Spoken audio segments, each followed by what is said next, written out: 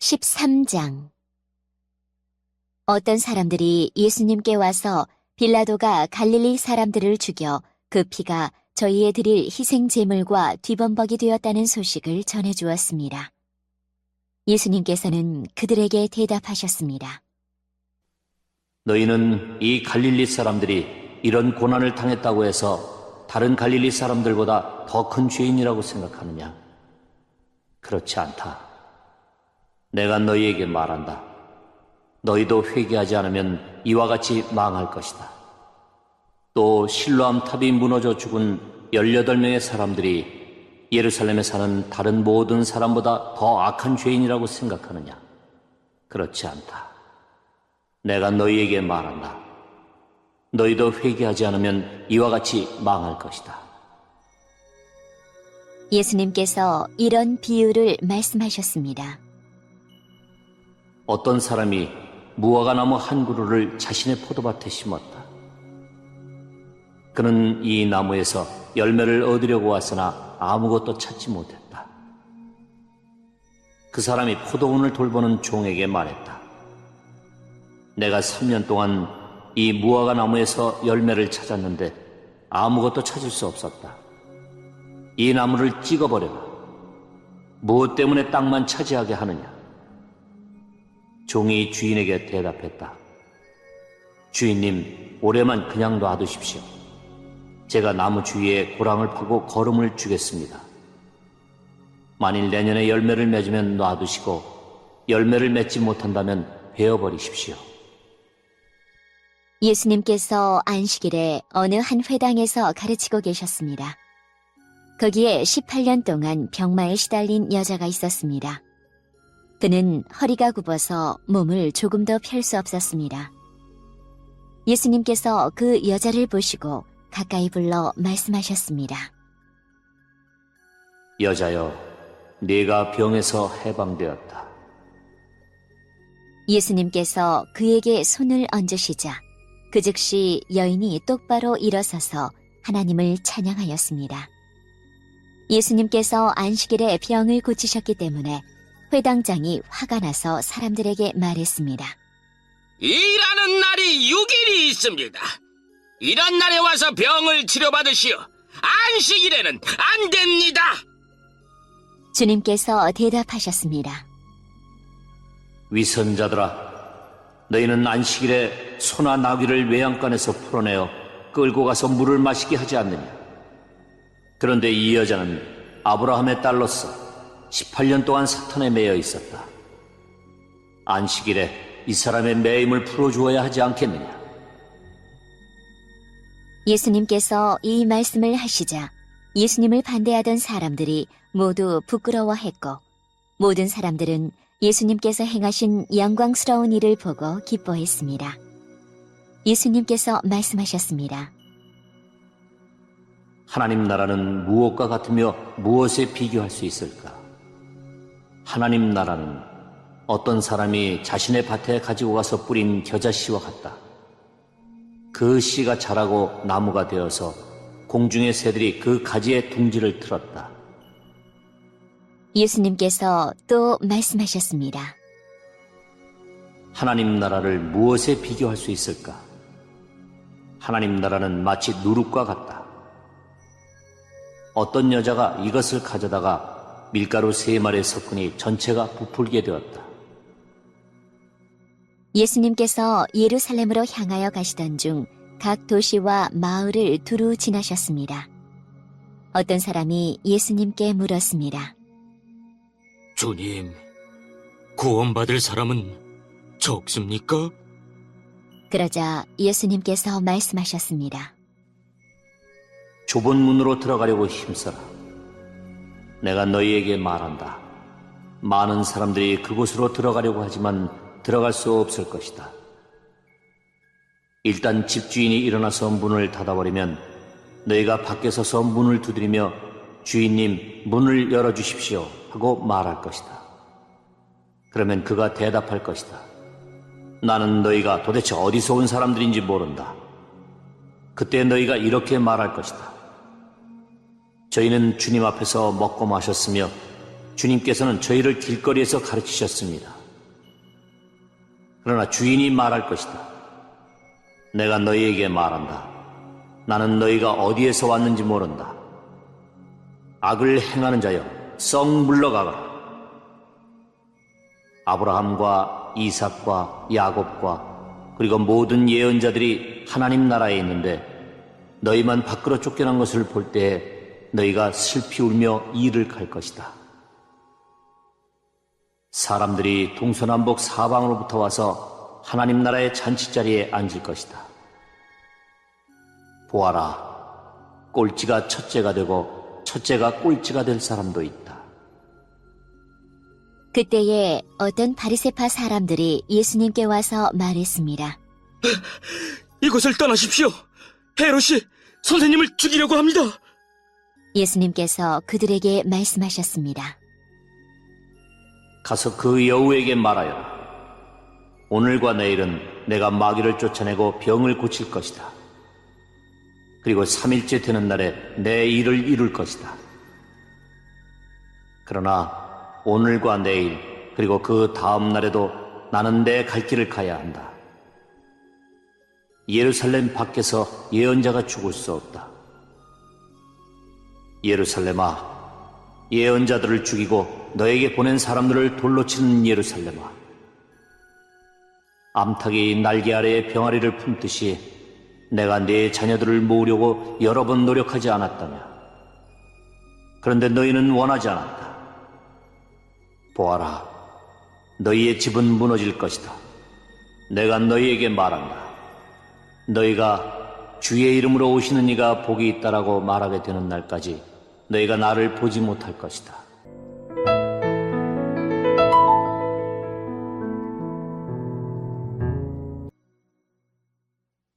(14장) 안식일에 예수님께서 음식을 드시러 어느 한 바리새파 지도자의 집에 들어가셨습니다.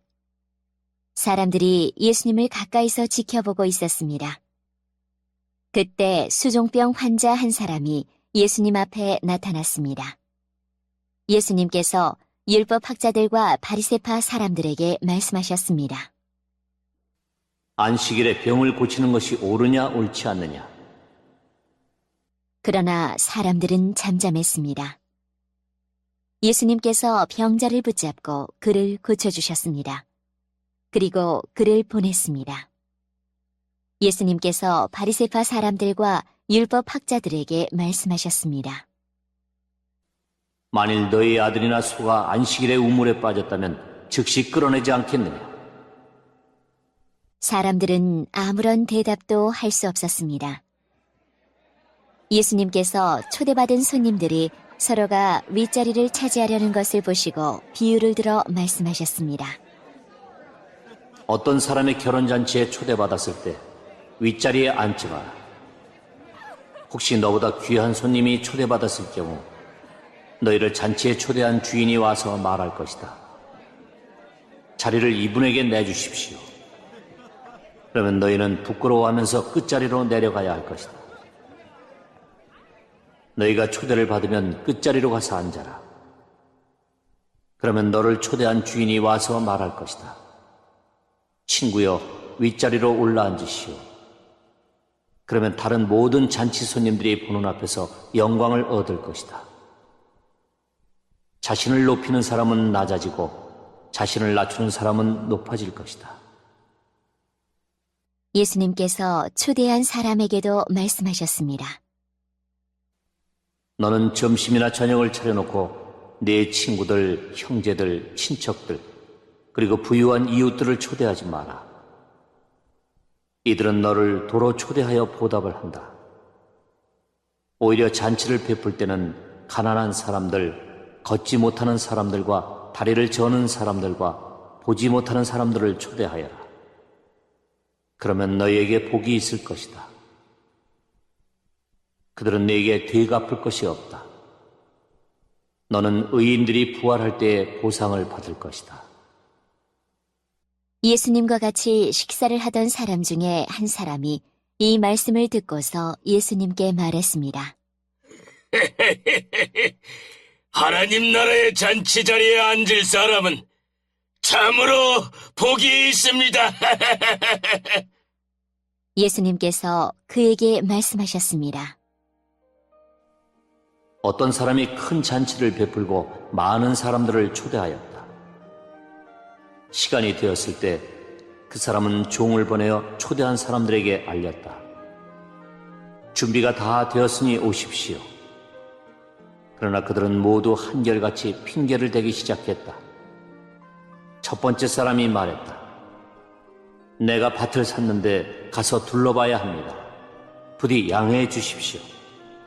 또 한 사람이 말했다. 나는 소 10마리를 샀는데 이것들을 부려보러 가는 길입니다. 부디 양해해 주십시오. 세 번째 사람이 말했다. 나는 지금 장가를 들어서 갈 수 없습니다. 종이 돌아와서 주인에게 이 사실을 알렸다. 그러자 집주인이 화가 나서 말했다. 당장 가서 동네의 길과 골목을 다니며 가난한 사람, 걷지 못하는 사람, 보지 못하는 사람, 다리를 저는 사람들을 데려오라. 그 후에 종이 말했다. 주인님, 말씀하신 것들을 다 했습니다만 아직도 자리가 비어 있습니다.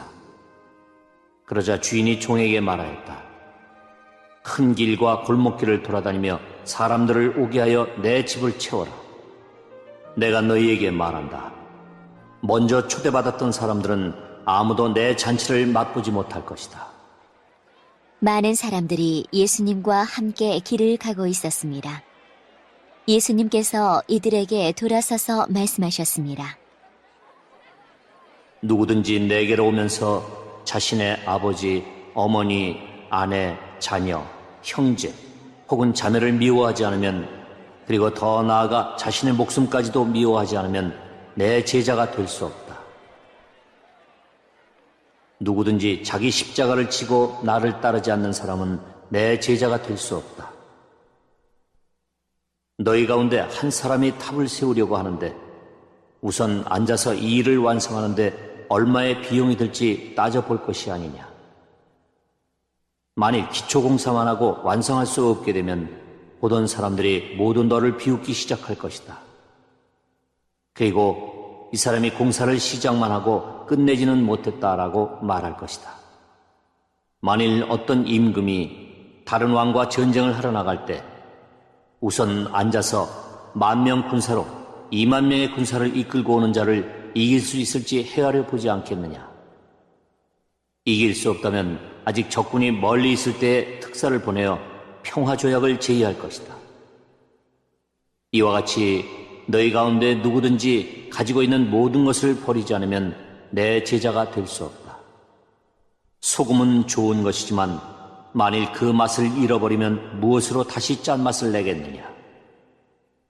그것은 땅에도 거름에도 아무 쓸모없어 밖에 던져질 것이다.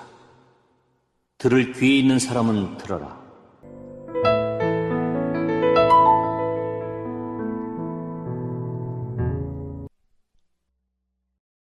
(15장) 많은 세리들과 죄인들이 말씀을 들으려고 예수님께 가까이 나왔습니다. 바리새파 사람들과 율법학자들이 수군거리기 시작했습니다. 이 사람이 죄인들을 받아들이고 함께 먹기까지 한다. 그러자 예수님께서 그들에게 이 비유를 말씀하셨습니다. 너희 중에 어느 사람이 양 100마리가 있는데 그 가운데 한 마리를 잃었다고 하자. 그러면 그는 99마리의 양을 들판에 남겨두고 잃은 양을 찾을 때까지 찾아다닐 것이 아니냐. 그리고 양을 찾으면 양을 어깨에 메고 기뻐할 것이다. 집으로 돌아오는 길에 친구들과 이웃을 불러 말할 것이다. 함께 기뻐하자. 잃었던 양을 찾았다. 내가 너희에게 말한다. 하늘에서는 회개할 필요 없는 99명의 의인보다 회개하는 죄인 1명을 두고 더 기뻐할 것이다. 어떤 여자가 10개의 드라크마를 가지고 있다가 하나를 잃어버렸다고 하자. 그러면 등불을 켜고 온 집안을 쓸며 찾을 때까지 자세히 뒤지지 않겠느냐. 그러다 찾으면 친구들과 이웃들을 불러 말할 것이다. 나와 함께 기뻐하자. 잃었던 드라크마를 찾았다. 내가 너희에게 말한다. 이처럼 회개하는 죄인 한 사람을 두고 하나님의 천사들이 크게 기뻐할 것이다. 예수님께서 말씀하셨습니다. 어떤 사람에게 두 아들이 있었다. 그런데 작은 아들이 아버지에게 말했다. 아버지, 제가 받을 몫의 재산을 주십시오. 그러자 아버지는 재산을 두 아들에게 나누어 주었다. 며칠 뒤에 작은 아들은 모든 재산을 모아서 먼 마을로 떠나버렸다. 거기서 그는 방탕한 생활을 하다가 재산을 다 날려버렸다. 모든 것을 다 써버렸을 때 그 마을에 큰 흉년이 들었다. 그래서 그는 아주 가난하게 되었다. 그는 그 마을에 사는 한 사람에게 가서 더부살이를 하였다. 집주인은 그를 들판으로 보내 돼지를 치게 하였다. 그는 돼지가 먹는 쥐염나무 열매를 먹어 배를 채우고 싶은 마음이 간절했다. 그러나 주는 사람이 없었다. 그제서야 그는 제정신이 들어 말했다. 내 아버지의 품꾼들에게는 양식이 풍족하여 먹고도 남는데 나는 여기서 굶어 죽는구나. 일어나 아버지께 돌아가 말해야겠다. 아버지, 저는 하나님과 아버지 앞에 죄를 지었습니다. 저는 더 이상 아버지의 아들이라고 불릴 자격이 없습니다. 저를 아버지의 품꾼 가운데 하나로 여기십시오. 그 아들은 일어나 아버지에게로 갔다. 그 아들이 아직 먼 거리에 있는데 아버지가 그를 보고 불쌍히 여겨 달려가 아들을 끌어안고 입을 맞추었다. 아들이 아버지에게 말하였다. 아버지, 저는 하나님과 아버지 앞에 죄를 지었습니다. 저는 아버지의 아들이라고 불릴 자격이 없습니다. 그러나 아버지는 종들에게 말했다. 서둘러 가장 좋은 옷을 가져와서 아들에게 입혀라. 또 손가락에 반지를 끼워주고 발에 신발을 신겨라. 그리고 살진 송아지를 끌고 와서 잡아라. 우리가 함께 먹고 즐기자. 내 아들이 죽었다가 다시 살아났고 잃어버렸다가 다시 찾았다. 그래서 그들은 함께 즐기기 시작하였다. 그때 큰아들은 밭에 있었다. 그가 돌아와 집 가까이 다가왔을 때 음악 소리와 춤추는 소리를 들었다. 그는 종 하나를 불러 무슨 일인지를 물어보았다. 종이 아우님이 돌아오셨습니다. 무사히 건강하게 아우님이 돌아왔기 때문에 주인 어른께서 살진 송아지를 잡았습니다 하고 대답했다. 큰아들은 화가 나서 집에 들어가려고 하지 않았다. 그의 아버지가 밖으로 나와 큰아들을 달랬다.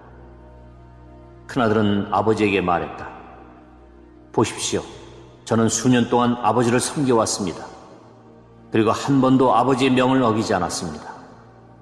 그런데 아버지께서는 한 번도 저를 위해서 친구들과 즐기라고 염소새끼 한 마리도 주신 일이 없었습니다.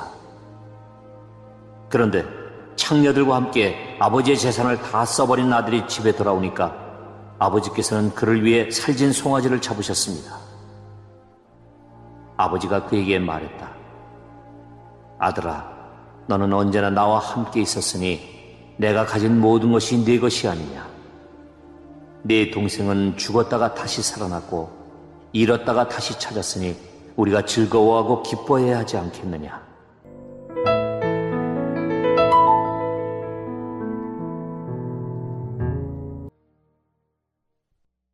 (16장) 예수님께서 제자들에게 또 말씀하셨습니다. 어떤 부자에게 재산을 관리하는 일꾼이 있었는데 이 일꾼이 재산을 낭비한다는 소문이 들렸다. 그래서 그를 불러다가 말했다. 내가 자네에 관해 들은 소문이 어찌된 일인가? 더 이상 자네를 일꾼으로 쓸 수 없으니 자네의 일을 정리해 주게. 그러자 그 일꾼은 속으로 생각했다. 주인이 내 일을 빼앗으니 어떻게 해야 하나? 땅을 파자니 힘이 없고 구걸을 하자니 창피한 노릇이구나. 내가 할 일을 알았다. 내가 이 자리에서 물러날 때 사람들이 나를 집으로 맞이하게 만들어야겠다. 그 일꾼은 주인에게 빚진 사람들을 하나씩 불렀다. 첫째 사람에게 물었다. 주인에게 빚진 것이 얼마요? 그가 올리브 기름 100마리요라고 대답하자 그 일꾼이 말했다. 당신의 문서가 여기 있으니 어서 앉아서 50마리라고 적으시오. 또 다른 사람에게 그가 진 빚이 얼마냐고 물었다. 밀 100섬이요라고 대답하자 그 일꾼이 말했다. 당신의 문서가 여기 있으니 80섬이라고 적으시오. 주인이 그 불의한 일꾼이 슬기롭게 행동하는 것을 보고 그를 칭찬하였다. 이 시대의 아들들이 자기 일을 처리하는 데 있어서는 빛의 자녀들보다 더 슬기롭다. 내가 너희에게 말한다. 불의한 재물로 친구를 사귀어라. 그러면 그 재물이 없어질 때 그들이 너희를 영원한 곳으로 맞아들일 것이다. 아주 작은 일에 충실한 사람은 많은 것에도 충실하다. 아주 작은 일에 충실하지 못한 사람은 많은 것에도 충실하지 못하다. 그러므로 너희가 불의한 재물에도 충실하지 못하면 누가 참된 것을 너희에게 맡기겠느냐? 너희가 다른 사람의 것에 충실하지 못하면 누가 너희 몫을 너희에게 주겠느냐? 그 어떤 종도 두 주인을 섬길 수 없다. 한 편을 미워하고 다른 편을 사랑하든지 아니면 한 편에게는 충성을 하고 다른 편은 무시하든지 할 것이다. 너희는 하나님과 재물을 함께 섬길 수 없다. 돈을 좋아하는 바리새파 사람들이 이 모든 것들을 들었습니다. 그리고 예수님을 비웃었습니다. 예수님께서 이들에게 말씀하셨습니다. 너희는 사람들 앞에서 스스로를 의롭다고 한다. 그러나 하나님께서 너희의 마음을 아신다. 사람에게 존경을 받는 것이 하나님께는 미움을 받는 것이다. 율법과 예언자의 때는 요한까지이다. 그러나 요한 이후부터는 하나님 나라의 복음이 전파된다. 모든 사람이 그 나라에 들어가려고 힘쓰고 있다. 율법의 작은 글자 하나가 떨어져 나가는 것보다 하늘과 땅이 없어지는 것이 더 쉬울 것이다. 자기 아내와 이혼하고 다른 여자와 결혼하는 사람은 누구나 간음죄를 짓는 것이다. 남편과 이혼한 여자와 결혼하는 사람도 간음죄를 짓는 것이다. 예수님께서 말씀하셨습니다. 어떤 부자가 있었다. 이 사람은 언제나 가장 비싼 옷을 입고 매일 호화스럽게 살았다. 한편 그 집 대문 앞에는 나사로라는 한 가난한 사람이 누워 있었는데 몸에는 부스럼투성이었다. 그가 부자의 식탁에서 떨어지는 부스러기로 줄인 배를 채우기를 원했다. 심지어 개들이 와서 그의 부스럼을 핥았다. 어느 날 그 거지가 죽어 천사들에게 이끌려 아브라함의 팔에 안겼다. 부자도 죽어 땅에 묻혔다. 부자는 지옥에서 고통 가운데 있다가 눈을 들어보았다. 멀리 아브라함이 보이고 나사로가 그의 품에 안겨있는 것을 보았다. 그가 소리쳐 말했다. 아버지 아브라함이여, 제게 자비를 베풀어 주십시오. 제 혀를 적실 수 있도록 나사로의 손가락 끝에 물을 찍어 제게 보내주십시오. 제가 이 불꽃 가운데서 몹시 고통을 당하고 있습니다. 그러나 아브라함은 말했다. 얘야, 네가 살아있을 때 좋은 것을 마음껏 누렸고 나사로는 온갖 나쁜 것을 겪은 것을 기억하여라. 이제 나사로는 여기서 위로를 받고 너는 고통을 받는다. 이뿐 아니라 우리와 너희 사이에는 큰 구렁이 있어서 어느 누구도 너희를 돕기 위해 건너갈 수 없고 아무도 그곳에서 우리에게로 건너올 수 없다. 부자가 말했다. 그러면 제발 부탁입니다. 아버지, 나사로를 내 집안에 보내주십시오. 제게 형제가 5명이 있는데 나사로가 가서 증언하여서 그들이 이 고통받는 곳에 오지 않게 해주십시오. 아브라함이 대답했다. 그들에게는 모세와 예언자들이 있다. 그들은 그 소리를 들어야 한다. 부자가 말했다. 그렇지 않습니다. 아버지 아브라함이여, 누군가 죽었다가 살아나 그들에게로 가면 그들이 회개할 것입니다. 아브라함이 그에게 대답했다. 만일 그들이 모세와 예언자들의 말을 듣지 않는다면 죽은 사람이 다시 일어나도 그들은 믿지 않을 것이다.